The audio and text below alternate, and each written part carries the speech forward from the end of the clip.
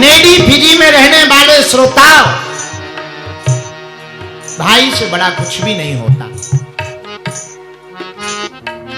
पूरी दुनिया तुम्हारे साथ हो पर भाई तुम्हारा साथ ना हो, तुम हार जाओगे।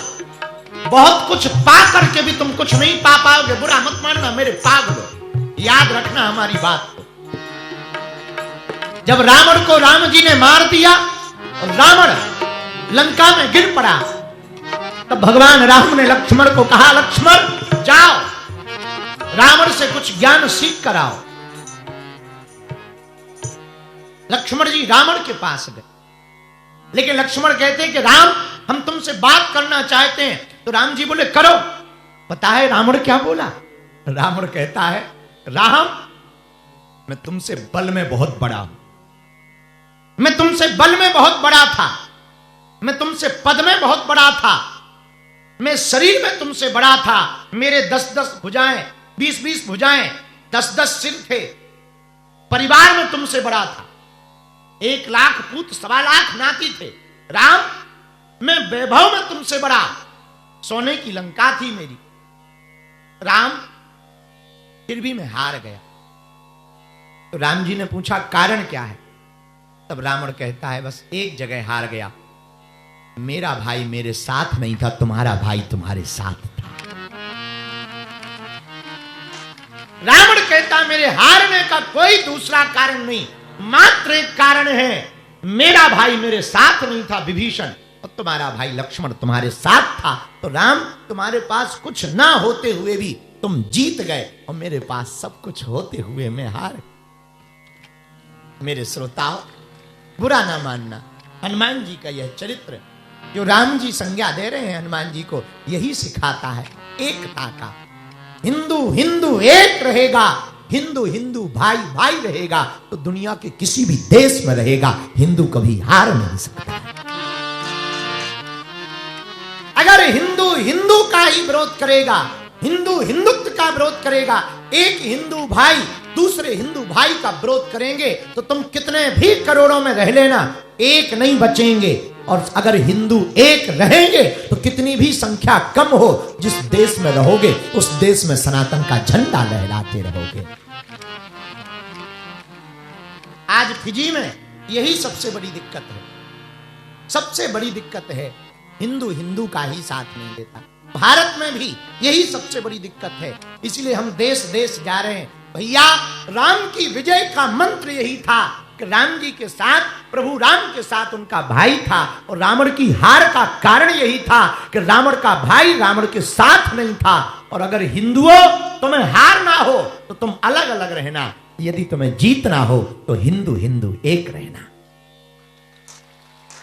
ये हम नहीं कह रहे हैं, आहा कथा ही कह रही, राम जी की मुखारविंद से निकली बात। तुम मम प्रिय भरतहि सम भाई,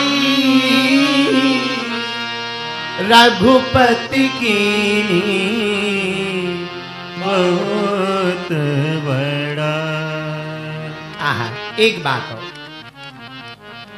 बुरा ना मानना, बहुत से लोग हमारे पास आते हैं, बोले गुरुजी और तो सब ठीक है, हमारी कोई कदर ही नहीं कर, मोल ही नहीं समझता, ठटरी के बरे।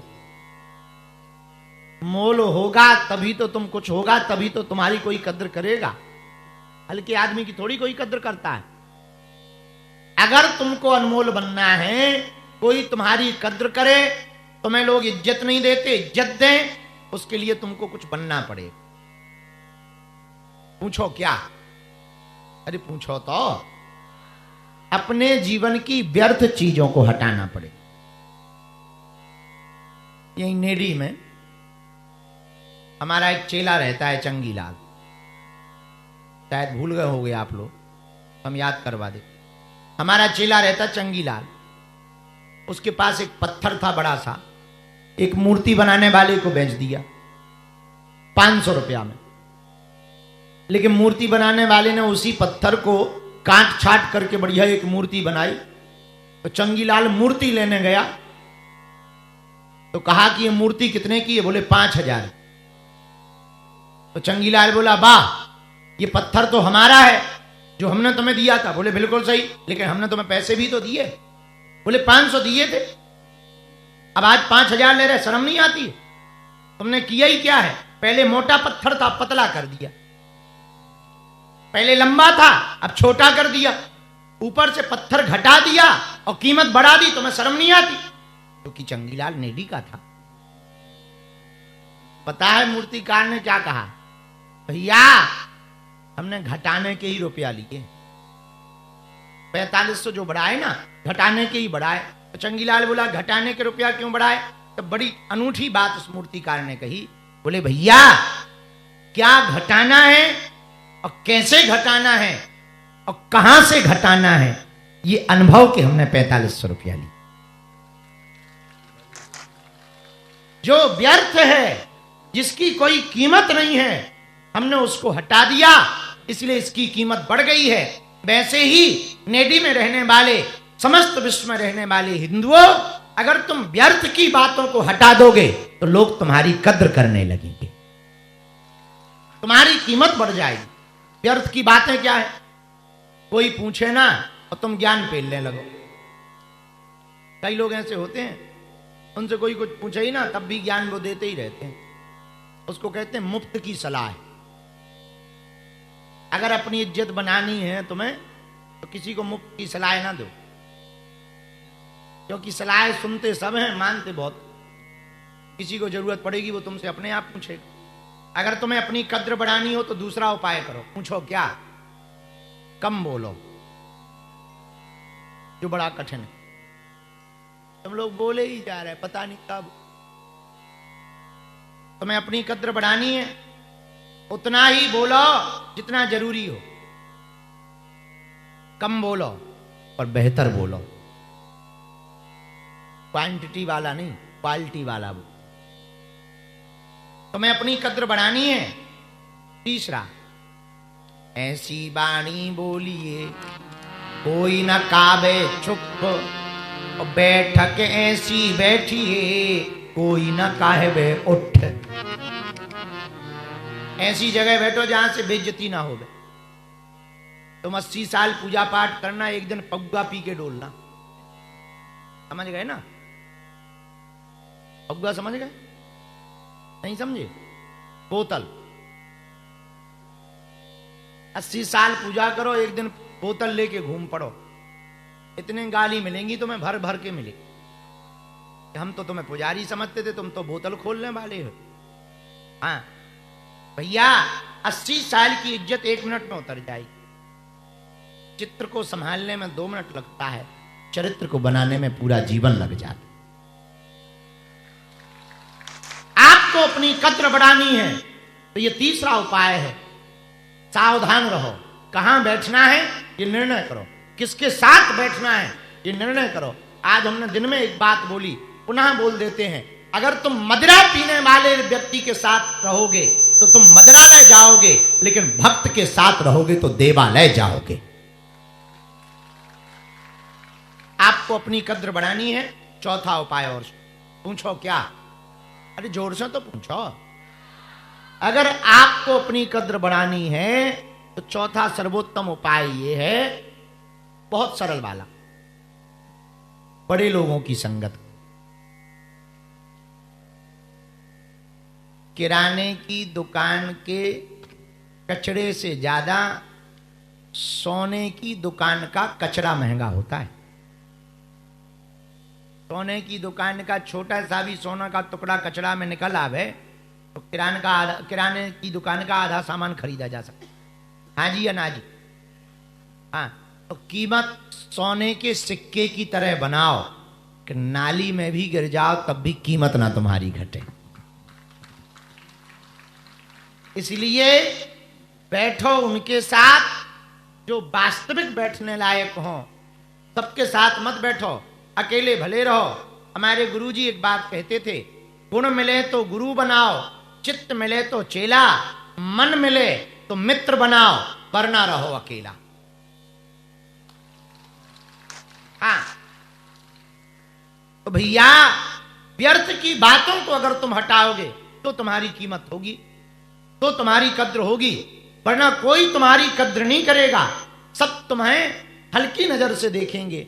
और हनुमान जी के चरित्र में एक बात तो है, हनुमान जी पूरी लंका घूमे पर सब जगह थोड़ी रुके। कहां रुके? विभीषण जी के घर के बाहर। क्यों? विभीषण जी ने घर के बाहर तुलसी लगा रखी। नव तुलसी का वृंद तह देख हर्ष कपिराय। विभीषण जी ने तुलसी का पौधा लगा रखा, राम नाम लिखवा रखा, ध्वज लगा रखा। हनुमान जी लंका में रावण के घर नहीं रुके। हनुमान जी बड़े बड़े राक्षस रहते, उनके घर नहीं रुके। हनुमान जी सुसैन वैद्य के घर नहीं रुके। किसके यहां रुके? जहां पर राम नाम लिखा है उनके घर के बाहर हनुमान जी रुके। ये हनुमान जी से हमें सीख लेनी है कि हमें हर जगह नहीं ठहरना है। जिसके जीवन में भक्ति हो उसी के पास बैठना है। भक्ति करने वाले के बगल में बैठेंगे तो वो हमको मदिरालय नहीं देवालय लेकर के जाएगा। बोलो सीताराम। जोर से बोलो और जोर से बोलो। एक बात और, आज की चर्चा को आगे बढ़ाने के पहले हमने एक प्रश्न लिया है। प्रश्न पर चल थोड़ा भैया माइक तेज कर दो, हमको तो बिल्कुल सुनाई नहीं। पैसा चाहे डबल ले लेना। सीताराम सीताराम।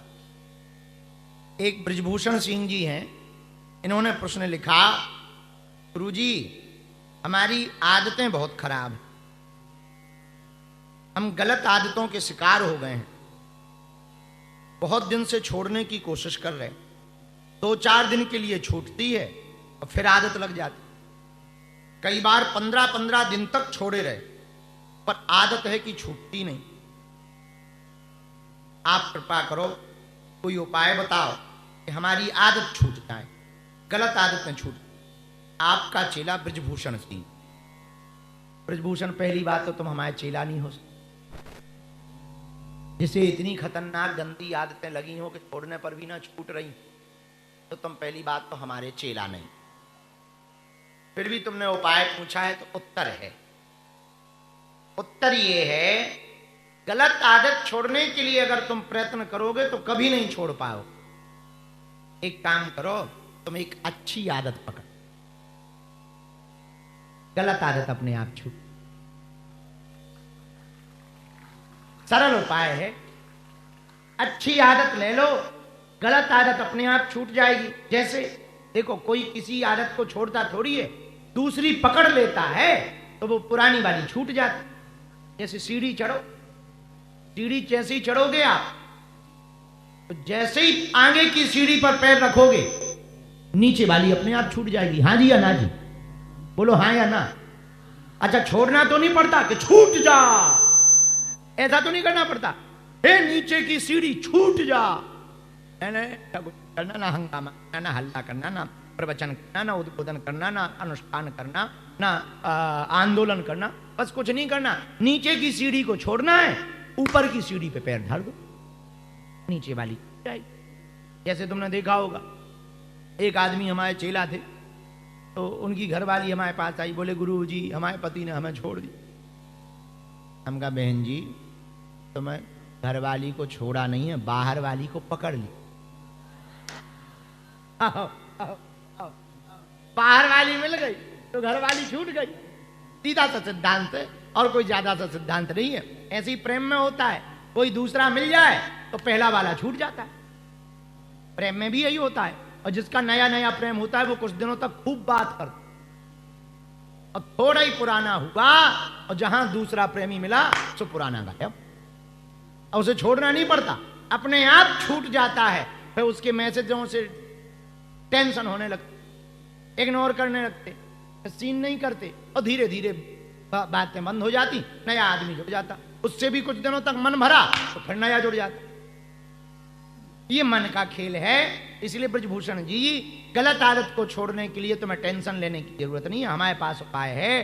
गलत आदत छोड़ने के टेंशन में टेंशन ना लो, अच्छी आदत पकड़ने का उपाय कर लो। तुम एक अच्छी आदत पकड़ लोगे, गलत आदत अपने आप छूट जाएगी। कैसे? कोई बोतल पीता हो, अब वो कहे गुरुजी हम बोतल नहीं छोड़ पा रहे। कुछ नहीं करना है, बोतल पीने वालों को राम रस पीना प्रारंभ, राम रस पीना प्रारंभ कर दोगे, विषय रस अपने आप बंद हो जाए। तो आपका जो प्रश्न है बहुत छोटा सा प्रश्न है, आप सरल सा उपाय करो, अच्छी आदतें ज्यादा बढ़ा दो, अपने आप को व्यस्त कर लो, आप व्यस्त हो जाओगे, आपकी आदतें, बुरी आदतें छूटती जाएंगी। बोलो सीताराम, जोर से बोलो। एक प्रश्न और आया है, वो पढ़ने के बाद में फिर भरत चरित पर। ये किसी बहन जी का है, इन्होंने लिखा, गुरुजी तिलक क्यों लगाते? साइन बोर्ड के लिए लगाते। सीमा कुमारी, तिलक क्यों लगाते हैं? जैसे विवाहित स्त्रियों का पता कैसे लगता है, शादीशुदा स्त्री का पता कैसे लगता है?